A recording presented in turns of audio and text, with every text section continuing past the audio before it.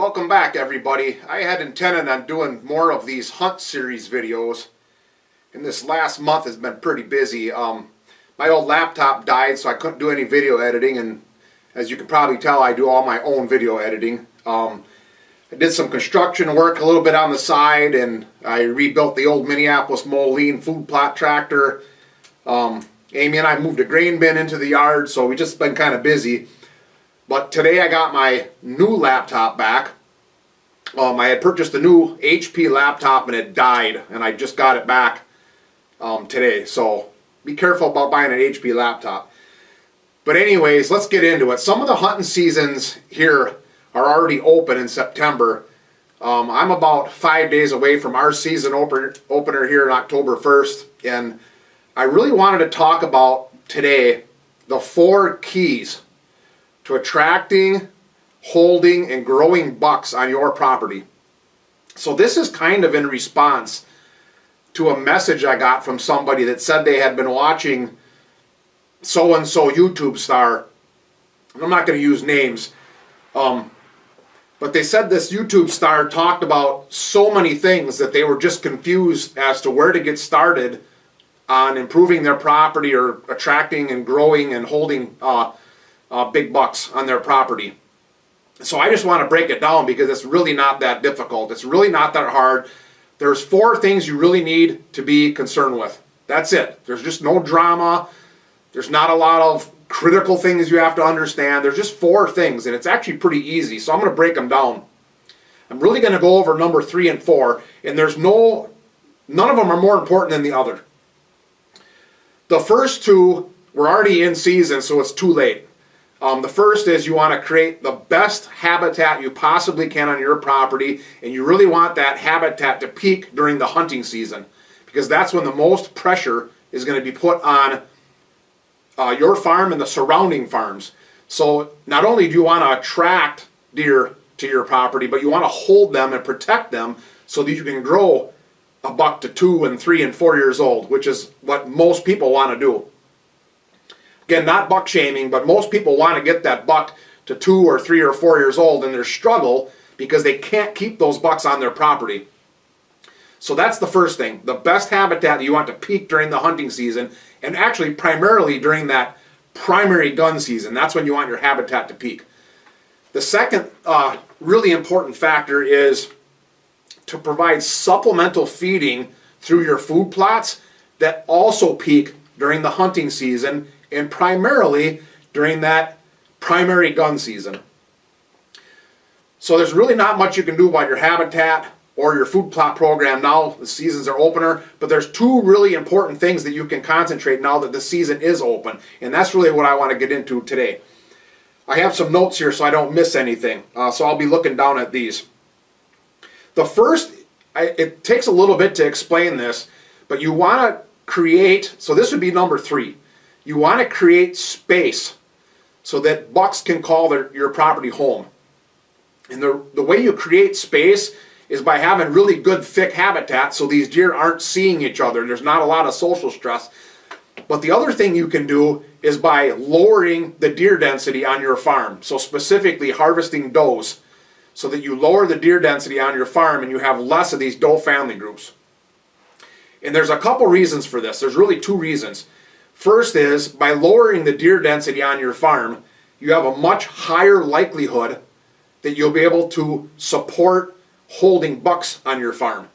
Because if there's way too many doe family groups and you're just way overpopulated, 50, 60, 70 deer per square mile on your property, you cannot attract and hold bucks on your property because they don't like that. They don't like that social stress. They're very intolerant of it. So the first way is just harvest does and get your property below your surrounding area. So that doesn't mean you have to go in and massively kill everything that moves, although there's an argument for that.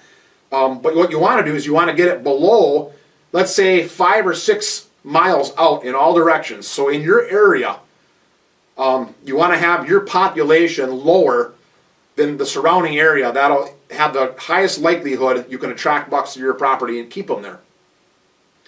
The second thing is, when you harvest does to create space like we just talked about, you are also and this really gets kind of complicated, so I'm going to do my best.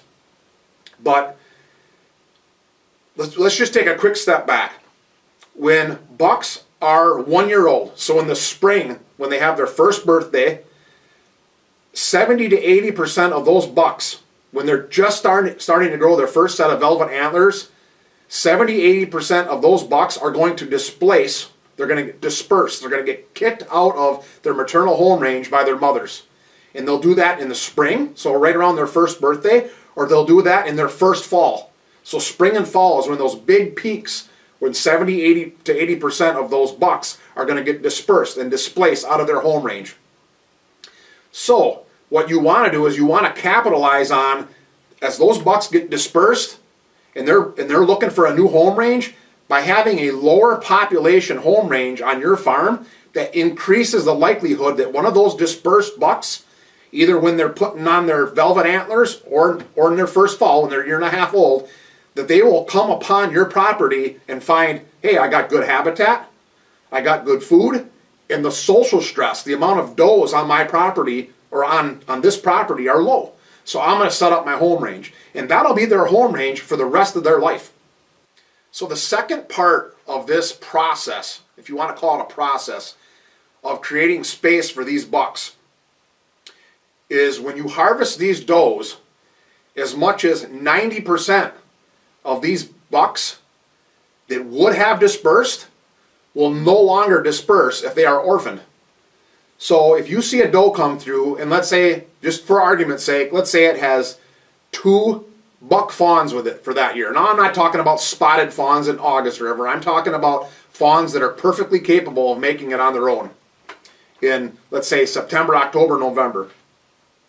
That doe comes through with those 2 buck fawns, and you harvest that doe, the chances of those bucks now dispersing and finding a new home range just crashed. As much as 90% of those buck fawns now won't disperse. And their survival rate in the wild is much higher. Because a lot of these bucks, when they're dispersing and they're finding their new home range, that's when they're getting killed. That's when they're getting killed by hunters. That's when they're getting killed by cars, by predators, because they're out of their element. They have to establish their new home range, and they're actually getting killed. So it's kind of opposite of what you'd think. You shoot that doe, you have these 2 buck fawns, you're thinking, well, I just lowered the chances of those 2 buck fawns surviving. But the fact of the matter is, it's just the opposite. The chances of them surviving is astronomically higher by shooting the doe, and they won't disperse. So they'll stay on your property. So not only by harvesting does are you creating space for bucks that disperse from surrounding areas to come to your property and find that as a new home, but those buck fawns that would have been dispersed, if you harvest that doe, now they won't disperse. So this is kind of number 3 when you're talking about creating space and shooting does, is really like a long term. You're creating the steps, the necessary steps to attract bucks to your farm so that they set up shop there. You attract them, you hold them, and you protect them, and those buck fawns that would have dispersed, they now stay. So that's a crucial step in understanding what it takes to attract and protect bucks on your property. The best example I can say for my experience of when this has worked is I was part of a group of 5 hunters that had permission on a dairy farm in Wisconsin. And part of that permission was contingent on we had to shoot does. So that dairy farmer said, hey, I have this farm. You're welcome to practice quality deer management. You're welcome to try and grow big bucks. But part of the deal is you have to shoot does. And I'm not talking 1 or 2. You have to shoot a lot of does. In this area in Wisconsin, we talk about now 5 or 6 miles out in all directions, right? Had a very high deer density, very high. And so we started hammering the does on our farm because the farmer said, you have to. And I'm talking 20, 30 does a year on our farm. And at first, a lot of our neighbors were upset because, I should say a lot, some of our neighbors were upset because they were trophy hunters. And they thought, well, you're killing all these does and our hunting's going to get worse. But really what happened is on our farm, we were able to attract dispersing bucks. They would set up shop on our farm. And once we understood this orphaning, these buck fawns, we started keeping those deer on our property. So in year 1, we didn't see a difference. On year 2, probably didn't see a difference. But by year 3 and 4 and 5, we were seeing the doe family group population lower as our buck population really kind of skyrocketed. And by year 4 or 5, we were able to really see proof positive that we were able to attract and hold and thus protect bucks on our property. And we had, I would say we had more bucks than we probably had does. So I won't beat that to death anymore. There's probably some better videos out there on buck disbursement that you can look up, maybe from the National Deer Association. I read an article by the National Deer Association that really talked about a lot of this stuff. But you should consider harvesting does, especially does that have buck fawns with them, so that you can keep that buck population on your farm, so that in years 3 and 4 and 5 down the road, you have a good population of bucks to hunt. So number 4 is you need to put the least amount of pressure on your deer herd, on your farm, as is possible. So really, the simplest way to explain this is, if you're bumping deer, if the deer know they're being hunted, you're bumping them as you're going into your stand, you're bumping them when you get down. Let's say they're eating out in front of you on a food plot and you're bumping them. They're getting downwind of you during a hunt and they're snorting. All these different things. If you're bumping deer, you need to change the way you're hunting. And I do have a list, and I'm just going to kind of go through bullet point by bullet point of some of the things that I have done and I do to make sure that I put the least amount of pressure on my deer during the hunting season. Number 1, I very rarely hunt my food plots during archery season. The only time I'll hunt my food plots, my destination food plots, is during late muzzleloader. That's when I'll hunt my destination food plots. The last thing you want to do is attract deer to a food source and then bump them walking in or getting down from your stand, or they're busting you while you're on stand. So that's a strategy I've used. You want to move around. You want to have multiple spots for every wind direction. If you can, 5 or 6 days between hunting a stand location. And that's not to say that I'll never hunt a stand location 2 days in a row, but my point is, you don't want to keep going to that same spot every single day. You kind of want to move around as much as you possibly can. I have a video, and I'll try either in the comments or the description of this video, that talks about perpendicular versus parallel access, and that's been really an important one for me. So I like to use perpendicular access and then stopping when I hit deer sign, first deer sign, and then I'll hunt that and then back out. And I'll try and put a link to that so you can watch that video. For a long time I've called this one walkabouts. So I try to limit in-season walkabouts. So a lot of it is in-season scouting. So on my farms, especially right behind me, right behind the house here, we own 80 acres, about 15 acres of it is cover. That's it, 15 acres of cover. And once the season starts, or really starting in late summer, I won't walk anywhere out on that farm where there's cover. I just won't do it. So I don't do any in-season scouting. I don't do any walkabouts. I'm not picking blackberries. I'm not doing any of this stuff on that property. My point is, I just want to stay out of that property unless I'm hunting it, and then I want to get back out. Another key for me is I only go in as far to my property so that deer can't get behind me. So if I have a 40, let's say, and I'm hunting a 40, the last thing I want to do is go in the center of that 40 where I know deer can get downwind of me, or they can get behind me and cross my track. That same 40, I'll oftentimes use perpendicular access and stop right at the fence line or right at first deer sign, so it lowers the chance of deer getting behind me, crossing my track, getting downwind of me. If I want to hunt aggressively, so let's say there is a stand that is a little bit more aggressive into my timber or close to bedding, I'll do that when conditions are right. And for me, hunting aggressively in those spots means it's a windy day or a rain event is coming, or it is raining. And that's all about hiding my scent, hiding my sight and sound on those windy days and with a rain event. I use observation sits more now than I ever have, so don't rely on your cameras to do your scouting for you. Don't rely on these walkabouts and in-season scouting to do your scouting for you.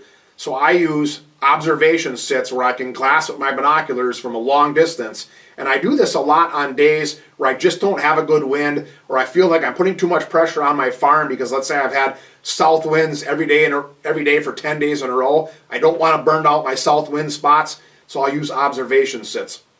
Another one important for me is I don't call to non-target deer. So I don't rattle and I don't grunt to non-target deer. Because the last thing I want to do is bring in, let's say, a 2-year-old buck that I have no intentions on shooting, and then that 2-year-old buck busts me, or a doe comes in and busts me, or I start rattling and something sees me off to my right or my left that I didn't even know was there, and they bust out. So I only call or I rattle, grunt when there's a buck that I know that I want to kill and I'm trying to bring him in. That also means for me that I rarely blind call. Now that's not to say that I won't ever do it, but I rarely do it for the same reason. I don't want to attract deer to my location and then have them bust me. So I'll wait until I see a target animal and then I'll call. If you're using non-cell cameras, game cameras, I would suggest locating your cameras not in your best cover or not way inside your bedding area where you have to go in there and check them, unless you're going to leave them sit there all season and check them after season. But locate your cameras that you have to go and check and pull cards on the outskirts or on the edges, on scrapes or on fence jumps or ditch crossings, but out where you can check them, and then only check them when the wind is right. Don't go in and check them when your scent is blowing right into that bedding area and now you just wind bumped that bedding area. So be careful with your cameras because that can ruin your property. We already talked about killing does. When's the best time to kill does? To put the least amount of pressure on your property. I would say either very early or very late. I prefer very early because I want to kill local does in doe family groups. On my properties, I typically have soybeans and corn for the late season. And if I start shooting does only in the late season, I might be shooting does that are typically not from my specific location. So I start early, and I'll sometimes even hunt in the morning early, and I'll try and kill the does that I want to kill on my farm early, as soon as the season opens, unless I have like a bed to feed pattern on a buck, and then obviously I'll do that. But if you're shooting does, I like to do it very early or very late, and I'll hedge my bets on very early. The last tactic that you can use to put the least amount of pressure on your property, and we talk about peak food sources and peak habitat and the lowest amount of hunting pressure, and I always talk about doing that during the primary gun season. The last tactic that's actually the easiest, and it's also the hardest, is to no longer hunt your primary gun season. It's the easiest because it's just a simple decision. You're just not going to hunt that primary gun season so that you put zero pressure on the deer during that, let's say it's a 7-day or a 9-day primary gun season. It's also the hardest because I get how in many parts of the country that's deer camp, and that's where grandpa and uncles and everybody gets together and there's deer camp, so everybody comes together for that gun season or that rifle hunt, and people are making drives, which is the exact opposite what you want to do if you're trying to attract and hold and protect bucks on your property to get them to the next age class. So I get it. I'm not trying to make it sound like that's easy, but at the same step, it really is the easiest thing you can do because you just sit out that season. And for me, one of my goals is I want to hunt as much as I possibly can. So this is just a decision of not hunting the primary gun season and then hunting, let's say, a late muzzleloader season. So I grew up in Wisconsin, and it was always the week of Thanksgiving is that 9-day gun season. I don't know if I ever missed one in 30 years. So I get how that's hard to do, but yet if you can pull that off, if you're able to skip that 9-day gun season in Wisconsin, in this example, then come back and hunt the muzzleloader season in Wisconsin, the amount of pressure in the area is going to plummet. You can still hunt. Is the muzzleloader season 7 days in Wisconsin? I think it is. So you're really only giving up 2 days of hunting, 9 days for 7 days, and that's your best chance of holding those bucks on your property. And the highest chance, if you bump a deer and they leave your property, that's also the highest chance that they're going to get shot by somebody who's going to kill a buck that you would have normally passed up, is during that gun season, because that's when the most hunters are out. And a lot of trigger happy people, when they see that buck that you would have passed up, it's hard for them to let it go. Again, not trying to buck shame anybody, not trying to cut down gun hunters or nothing like that. It's just a strategy you can use, and that I've used, and I use today on my own farms, to lower the hunting pressure on your property. So there's really 4 keys. This is nothing tricky about attracting and holding and protecting bucks on your property if you want to grow 2 and 3 and 4-year-old bucks. The best habitat you can possibly have that peaks during the hunting season. Add supplemental food with food plots that peaks during hunting season. Shoot some does so you can create space and attract bucks to your property that disperse, and prevent buck fawns from dispersing from your property by orphaning them, by shooting those does. And then the 4th is put the least amount of pressure you can on your deer herd. And everything else that you hear out there is just noise. It's just noise. There aren't 47 critical factors to harvesting big bucks consistently. That's not how it works. If you can do these 4 things successfully, that will increase your chance, or I should say give you the best chance of growing big bucks on your property.